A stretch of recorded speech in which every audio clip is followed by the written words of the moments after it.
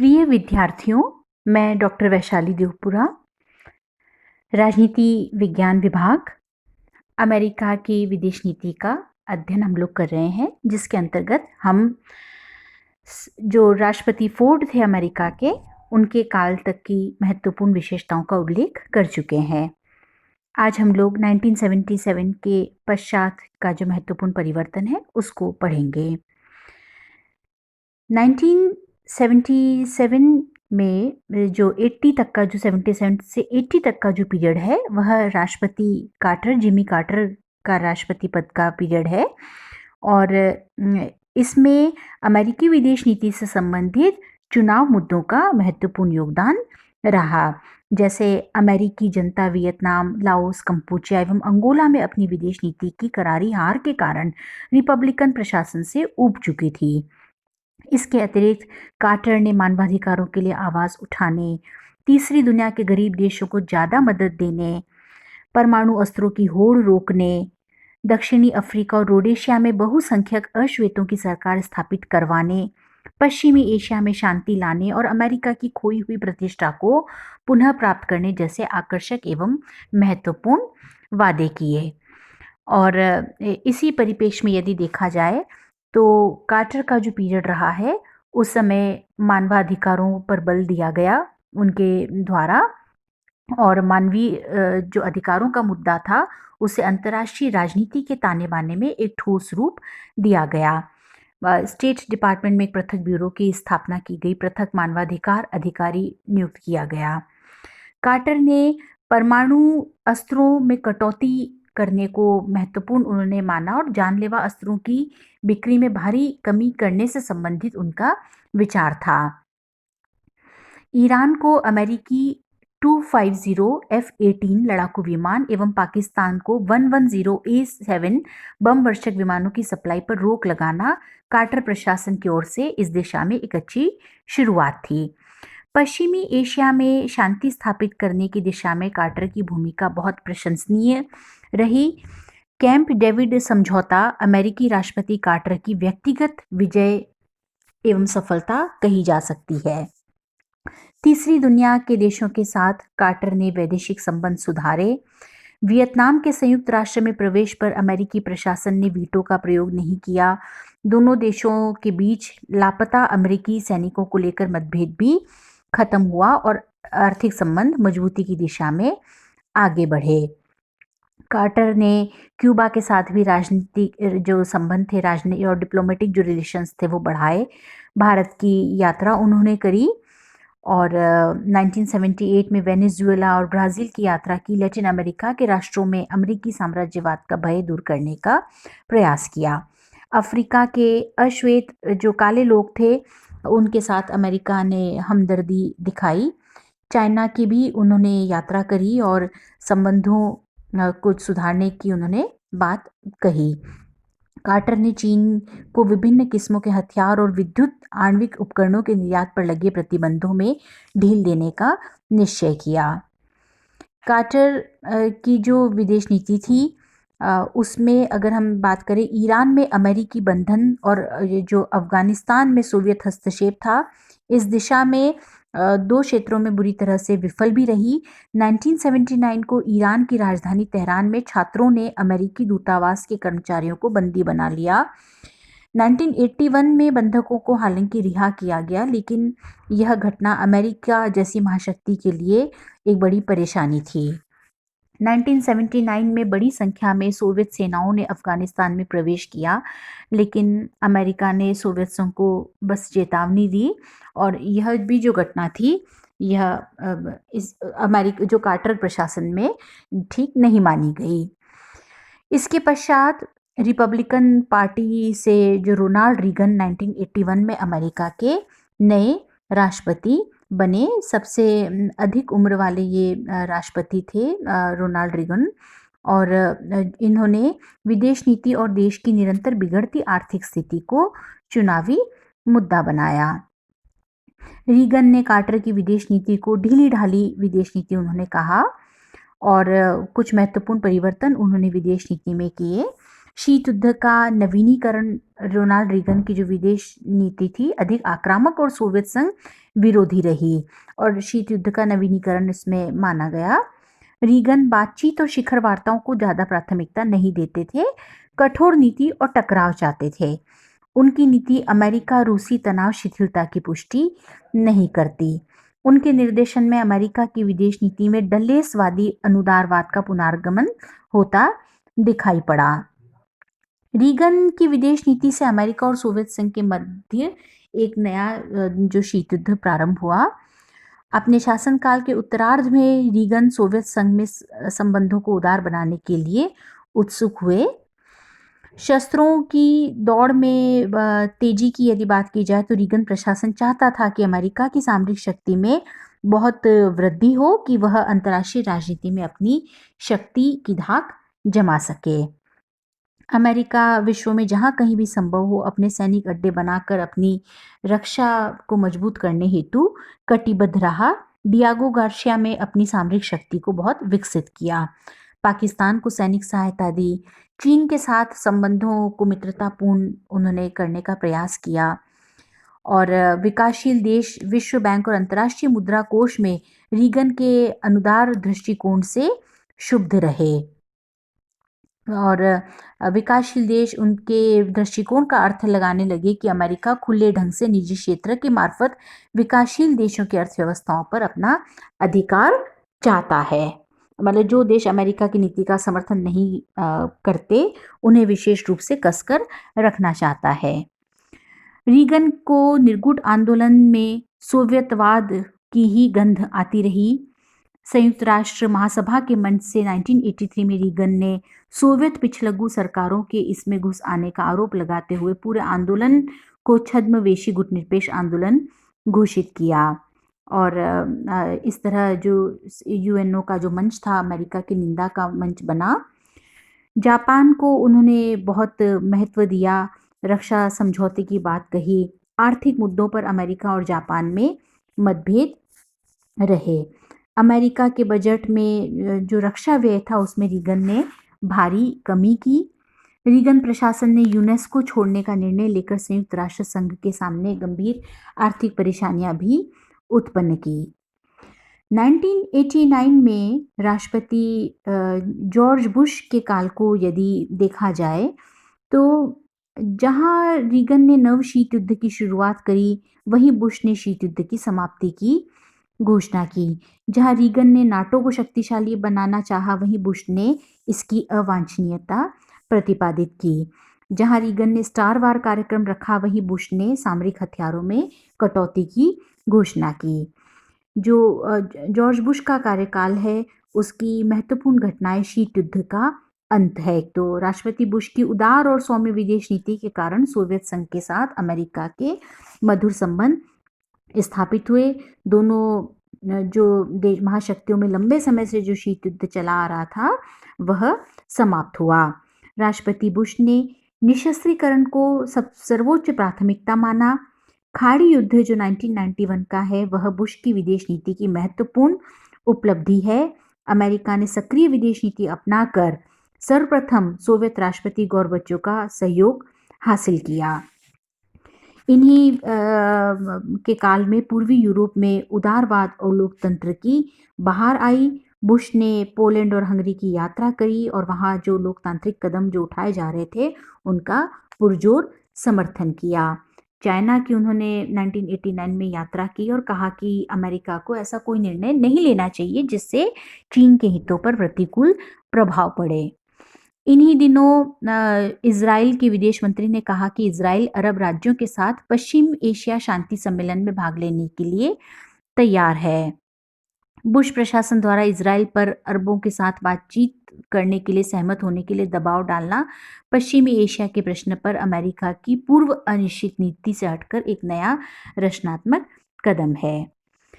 1992 में सुरक्षा परिषद की विशेष शिखर बैठक में राष्ट्रपति बुश ने शीत युद्ध की समाप्ति के बाद के समय को अंतर्राष्ट्रीय विवादों को सुलझाने का महान अवसर बताया और इसमें संयुक्त राष्ट्र को अपनी भूमिका बढ़ाने की बात कही।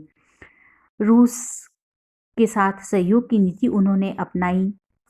सोवियत संघ के विघटन और पूर्वी यूरोप में साम्यवाद के अवसान के बाद अमेरिका ही एक महाशक्ति बचा था और खाड़ी युद्ध के माध्यम से अमेरिका ने सिद्ध किया कि विश्व में यदि स्थिरता लानी है और तभी आएगी जब अमेरिका स्वयं उन मूल्यों की रक्षा के लिए सक्रिय भूमिका निभाएगा जिन्हें वह न्याय मूल्यों के रूप में मान्यता देता है।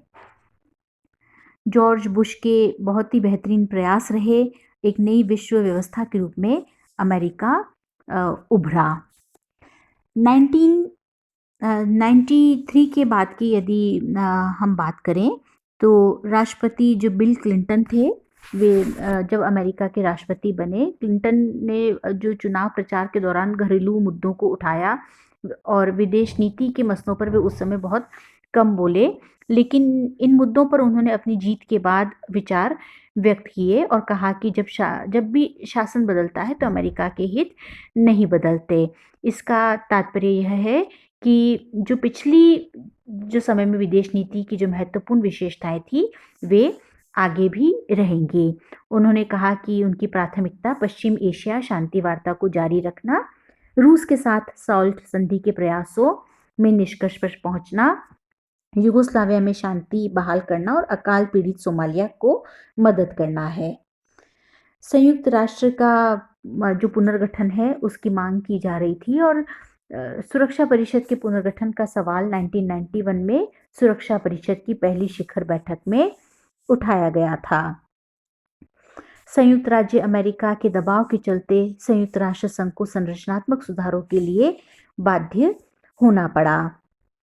क्लिंटन प्रशासन ने रूस को आर्थिक सहायता दी और रूस के साथ संबंधों में सुधार की दिशा में ये आगे बढ़े। आर्थिक सहयोग के मामलों पर तय हुआ कि रूस को दाता राष्ट्रों के पेरिस क्लब का सदस्य बनाने में अमेरिका सहयोग करेगा। विदेशों में सैनिक अड्डे बनाने की अमेरिकी नीति शीत युद्ध की राजनीति और 1949 में नाटो तथा ऐसे ही अन्य परवर्ती संगठनों की स्थापना से प्रेरित थी। अमेरिका ने नक्षत्र युद्ध योजना को समाप्त कर दिया। क्लिंटन प्रशासन का मानना था कि शीत युद्धोत्तर काल में एक अस्तित्व विहीन खतरे के नाम पर इस योजना के अंतर्गत अरबों डॉलर व्यर्थ व्यय किया जा रहा है। मानवाधिकारों की दिशा में प्रयास किए गए और क्लिंटन प्रशासन को चीन के आक्रामक तेवर के आगे झुकना पड़ा क्योंकि चाइना ने अमेरिकी दबाव के खिलाफ तीव्र प्रतिक्रिया व्यक्त करी और अंतर्राष्ट्रीय मंचों पर आरोप लगा कि वह मानवाधिकारों के बहाने से चीन के आंतरिक मामलों में हस्तक्षेप कर रहा था और जो चीन था उसे मोस्ट फॉरवर्ड जो फेवर्ड नेशन का दर्जा प्रदान हुआ। फिर अमेरिका की जापान से यह शिकायत थी कि वह अमेरिका की मुक्त बाजार व्यवस्था से लाभ उठाकर अपने अंतर्राष्ट्रीय व्यापार को तीव्र गति से बढ़ा रहा है, लेकिन अपने बाजार को उसने पूरी तरह बंद कर रखा है। जो घोषणा पत्र था, संयुक्त घोषणा पत्र, उसमें रक्षा सहयोग के महत्व पर बल दिया गया और उसमें कहा गया कि जापान अपने यहाँ अमेरिकी सैनिकों को वित्तीय और अन्य सैनिक सहायता देता रहेगा। क्लिंटन ने भारत की 5 दिवसीय यात्रा करी 2000 में और एक दृष्टिकोण पत्र जारी किया गया। यह जो था भारत और अमेरिका के संबंधों की दिशा में एक महत्वपूर्ण कदम था। नाफ्टा उत्तरी अमेरिकी मुक्त व्यापार समझौता के निर्माण में क्लिंटन की भूमिका उल्लेखनीय रही है। राष्ट्रपति क्लिंटन के प्रयासों से एशिया प्रशांत आर्थिक सहयोग संगठन का गठन किया गया। 1994 में अमेरिका और उत्तर कोरिया के मध्य परमाणु मुद्दे पर तनाव कम करने और राजनयिक संबंध स्थापित करने की तैयारी पर सहमति दी गई। राष्ट्रपति क्लिंटन की पहल पर पोलैंड, हंगरी और चेक गणराज्य को 1997 में नाटो का सदस्य बनाया गया। चाइना की क्लिंटन द्वारा यात्रा की गई। क्लिंटन और येल्सिन में शिखर वार्ता 1998 में हुई और रूस के साथ भी जो संबंध थे नई इस दिशा में आगे बढ़े। तो इस तरह से राष्ट्रपति बिल क्लिंटन अरब इजराइल समस्या को सुलझाना चाहते थे।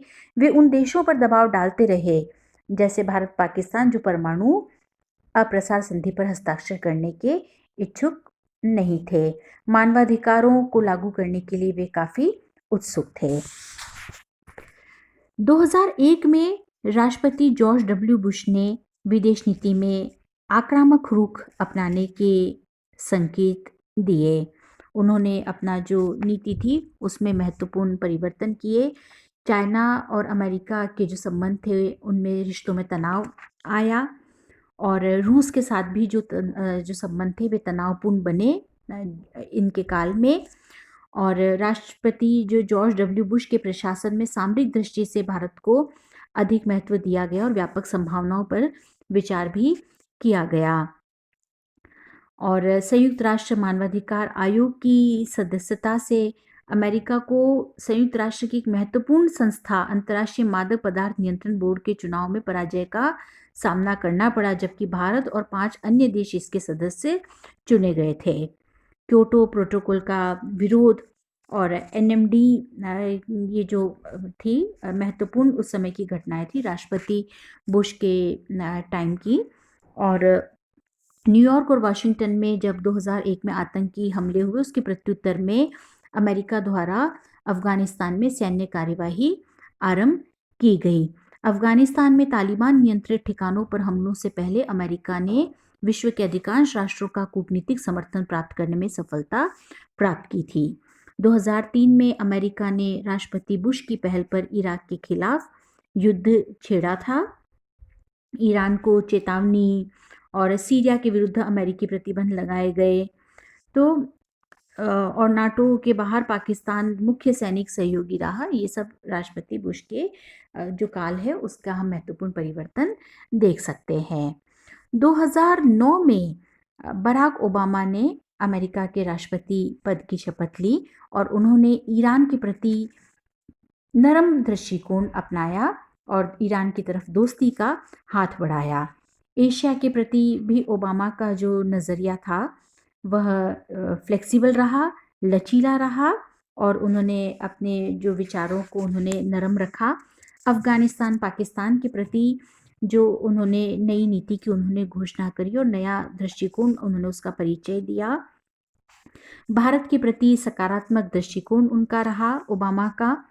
अमेरिका रूस शिखर बैठक में परमाणु शस्त्रों की संख्या में कटौती को एक नया समझौता। तिब्बत को उन्होंने जो 2009 में राष्ट्रपति के रूप में चीन की अपनी पहली यात्रा में ओबामा ने तिब्बत को चीन का अभिन्न अंग स्वीकार किया। तो ये महत्वपूर्ण घटनाएं ओबामा के पीरियड की रही है। और उसके पश्चात ट्रंप जो थे उन्होंने भी एक नवीन दृष्टिकोण अपनाया। कहीं कहीं उनकी जो नीति थी आक्रामक दिखाई गई और ट्रंप का जो काल था उसकी महत्वपूर्ण जो है समीक्षकों द्वारा उसकी आलोचना भी की गई। लेकिन उन्होंने भी अपने देश के हितों को ध्यान में रखते हुए समय समय पर उन्होंने अपने विचारों में अपनी नीति को बदलती परिस्थितियों के अनुकूल उन्होंने करने के प्रयास करे। और जो वीज़ा को से जो रिलेटेड जो उनका विचार रहा है और जो राष्ट्रीय हितों को और देश की शक्ति को बरकरार रखने में जो ट्रंप की जो भूमिका रही है और उन्होंने जो तत्कालीन समय को ध्यान में रखते हुए इसमें अपना दृष्टिकोण जो था उसको परिवर्तित दृष्टिकोण का नवीन दृष्टिकोण का परिचय दिया। और अभी हाल ही में बाइडेन अमेरिका के प्रेसिडेंट बने हैं और व्यापक संभावनाएं दिखाई देती हैं और संपूर्ण विश्व की निगाहें अमेरिका पर रहती है क्योंकि अमेरिका एक महत्वपूर्ण महाशक्ति है विश्व की। और अगर हम कुल मिलाकर यदि बात की जाए तो अमेरिका की जो विदेश नीति का इतिहास जो रहा है समय समय पर विभिन्न राष्ट्रपतियों की जो भूमिका रही है, सुरक्षात्मक मुद्दों को उन्होंने केंद्रीय स्थिति में रखा है, तकनीक के क्षेत्र में विकास किया है, मजबूत अर्थव्यवस्था के रूप में अमेरिका सामने आया है और जो महत्वपूर्ण जो अंतर्राष्ट्रीय संस्थाएं हैं जो इंटरनेशनल मॉनेटरी फंड है, वर्ल्ड बैंक है, इन्होंने भी हमेशा अमेरिका के जो है उस उनके आइडियोलॉजी के हिसाब से उसके विचारों के हिसाब से उन्होंने काम किया है। तो अमेरिका एक सशक्त पूंजीवादी राष्ट्र के रूप में विकसित हुआ है और बदलती हुई परिस्थितियों के अनुकूल सदा ही अपनी विदेश नीति को मोड़ देने का प्रयास किया है।